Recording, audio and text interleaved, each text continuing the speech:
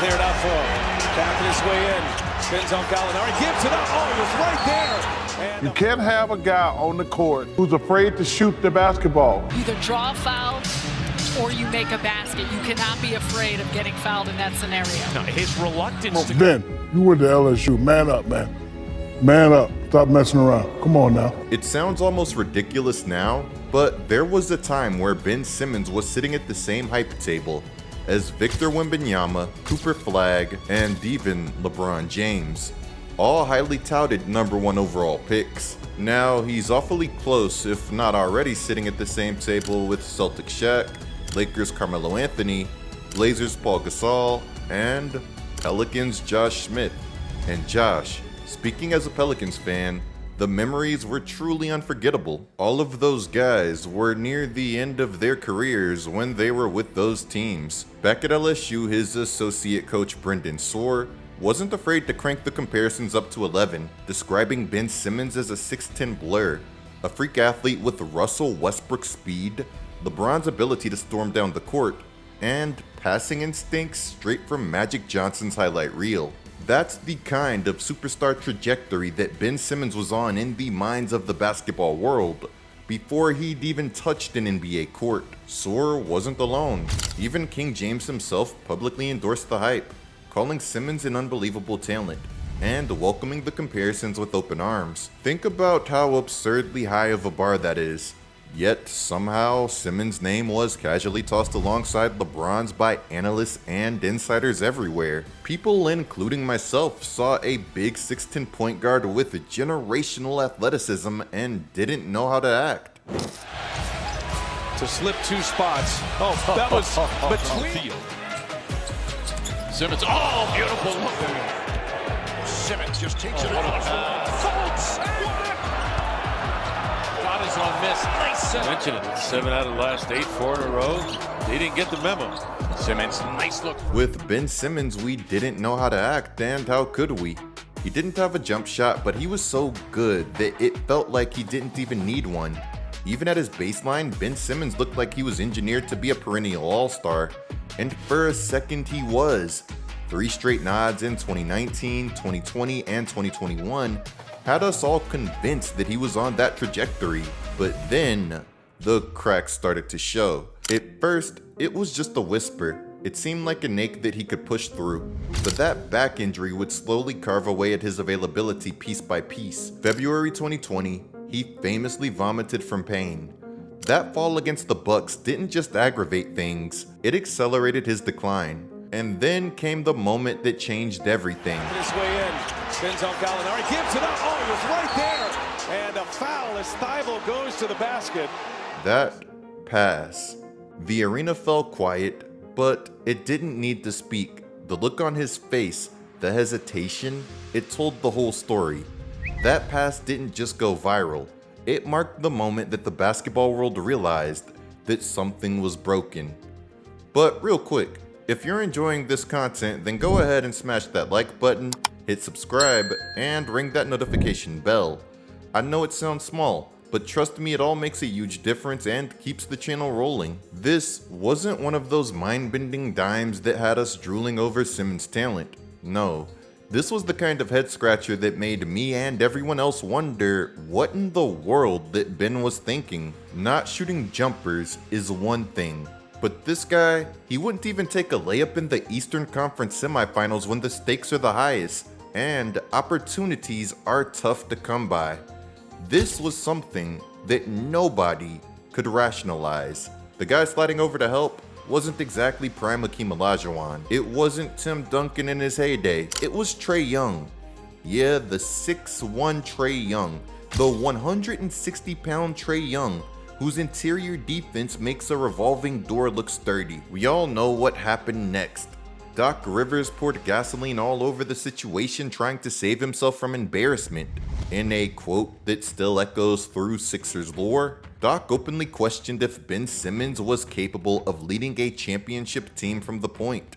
And speaking of the offense, Ben only took 4 shots, and then he passed up a dunk late. Is there anything that you have to talk to him about, or is that just nerves, or what do you think? Yeah, I don't know. you know. Obviously, he struggled from the free throw line, and that became a factor in this series. There's no doubt about that. Still believe in him, but we have work to do. You know, we're going to have to get in the gym, put a lot of work in, and go forward. Igniting a firestorm that he couldn't control, but maybe that's how Doc wanted it. Even Joel Embiid didn't hold back, openly suggesting that Simmons passing up on that wide open layup was essentially the moment that the game unraveled. Your superstar teammate and your coach basically shouting from the rooftops that you're the weak link, that the blame for the loss rests squarely on your shoulders. How do you bounce back from that? Ben responded by going dark, refusing to play until he got exactly what he wanted, a one-way ticket out of Philly. Suddenly, Daryl Morey was staring at a 6'10" headache, but as luck would have it, he found the perfect prescription, a 6'5" savior who once held Morey's career together back in Houston. Daryl Morey could have blindfolded himself, wandered into a Walmart parking lot, and randomly tapped strangers on the shoulder, and Harden still would have dragged that group into the playoffs. Daryl Morey is a liar, and I will never be a part of an organization that he's a part of. But that's a tale we'll unpack another day. When Ben Simmons, a player wired to defend, distribute, and defer, arrived in Brooklyn to team up with Kyrie Irving and Kevin Durant, it felt perfect. Ben Simmons could double down on defense and dime dropping, letting two of the purest bucket getters ever, KD and Kyrie, unleash their full offensive artistry. He wouldn't even have to shoot the ball. At least, that was the vision. I'll admit that I genuinely believe that if Ben was ever going to resurrect his career, that Brooklyn was the perfect stage. Turns out, some things just sound better on paper. That's out and running. Irving. Simmons didn't even look at the basket, but that's a good decision to get it to KD, who gets it to fall. That ideal scenario quickly unraveled into an anticlimactic Brooklyn saga. Simmons struggled to find his footing, his market value plummeted, and his hefty contract began overshadowing his diminishing returns. With KD and Kyrie eventually heading out of the door, the Nets patiently counted the days until Ben's heavy cap burden was gone. Finally, this year, with his deal expiring, they had enough. Ben Simmons got bought out and was able to handpick his fresh start, choosing to attempt to revive his career under Tyronn Lue with the Clippers. All of a sudden, Ben was now a sideshow for the guy who he was traded for not too long ago. But the opportunity to prove himself for a team that should have been in contention for a championship would be something that Ben Simmons couldn't pass up on. That Clippers team and this one might as well be sponsored by the phrase, "What if?" So many talented players whose careers could have reached even greater heights if just a few things had broken their way. We'll dive deeper into what's happening in Los Angeles right now in another video soon. In his Clippers debut, Ben Simmons looked sharp. He had 12 points, 7 rebounds, 6 assists, 3 steals, and no turnovers in 27 minutes of action against the Utah Jazz. Good hustle and great defense, with Lue even trusting him to close the game out in overtime. This was just a regular season game against the Jazz, one of the spineless teams in basketball last season. But for Ben Simmons propaganda pushers like myself, this was a sign of hope. So, about that hope. In his 18 regular season appearances with the Clippers, Simmons managed just 2.9 points, 3.8 boards, and 3.1 assists on a pedestrian 43.4% shooting in roughly 16 minutes per night. And when the playoffs rolled around, those numbers went down even further. Across 5 games with the Nuggets, he put up a shocking 0.8 points, 1.4 rebounds, and 0.8 assists while barely cracking 8 minutes a night. It's wild that he was just 28 years old and already reduced to these modest averages. We're talking about a guy who used to casually flirt with triple doubles, effortlessly posting lines of 16.9 points, 8.8 rebounds, and 7.7 assists, all while arguably being the league's most elite and versatile defensive force. This was the same guy who regularly went head-to-head defensively against prime versions of Bradley Beal, LeBron James, James Harden, and Damian Lillard, winning battles, disrupting game plans, and impacting games on defense as profoundly as anyone that we've seen in recent memory, not named Kawhi Leonard or Victor Wembanyama. Simmons going for the swipe, and in fact he got it. The downfall of Ben Simmons is crazy, and you have to wonder where he goes from here. When Ben was at his peak combining explosive slashing with pinpoint passing, he was Philly's ultimate wild card, a permanent fixture at the top of every scouting report, even without a reliable jumper. At one point, the Sixers trusted Ben to run the show over Jimmy Butler, only to suddenly shift gears and park Simmons off ball when the playoff spotlight intensified in 2019. That sudden pivot inevitably sparked some heat. Jimmy Butler didn't hide his doubts about Ben's mental makeup, causing subtle cracks beneath the surface that only expanded. Kawhi Leonard's legendary reality-bending, incredibly lucky Game 7 buzzer beater might have officially ended Philly's title chase. Top, looks at the clock, turns the corner for the win! But Jimmy packing his bags afterward, with tensions already simmering behind closed doors, that just felt like fate stepping in. Knowing Jimmy, that was just one of those things that just had to happen. Ben Simmons was really so undeniably talented and overflowing with potential that the Sixers once looked prime Jimmy Butler right in the eyes and said, "We're rolling with Ben." Fast forward to now, if a guy like Ben Simmons isn't your primary ball handler, then what exactly is he? These days, he's limited to two roles offensively, either lingering in the dunker spot waiting for dump-offs, or acting as a high post connector, facilitating ball movement after screens. Is that enough offensive value to justify his place on the floor with his defensive upside alone?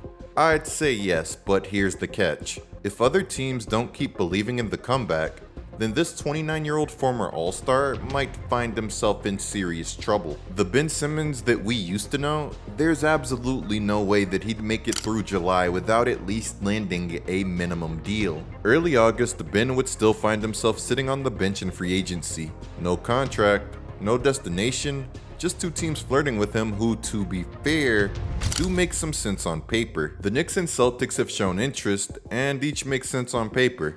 He could play a fun role in Mike Brown's defense in New York, or thrive among Boston's scorers, who without Tatum, they could use another playmaking wing. But New York and Boston are high-pressure markets with little patience. Tough environments for a player still working on his confidence. A lower-key destination might suit him better.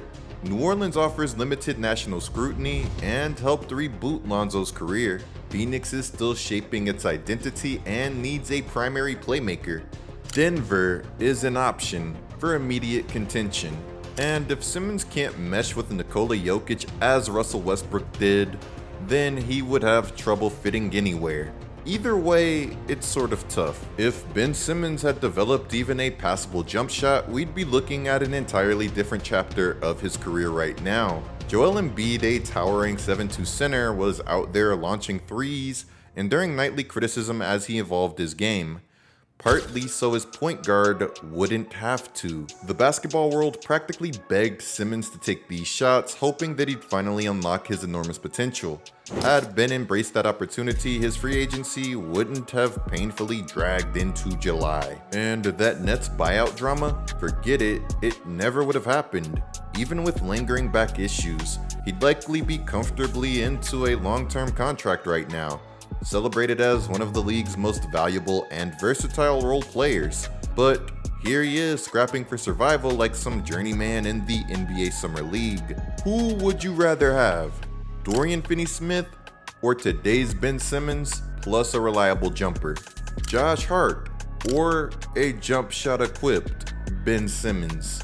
Call me crazy, roast me all you want, but I'm rolling with jump shot Benny every single time. Ben Simmons' slide really does hurt my heart. The league felt brighter when he was terrorizing fast breaks, and Embiid's process still looked like destiny. Sound off below. Where do you see this former #1 overall pick headed next? And can he win our hearts all over again? Would you take current Ben Simmons on your team? Anyways, there's some more going on in the basketball universe that we have to be covering. So clicking one of the videos that's on the screen right now is a great way to support this channel. I'm GetLikeCoop, bringing you guys the scoop until our next upload.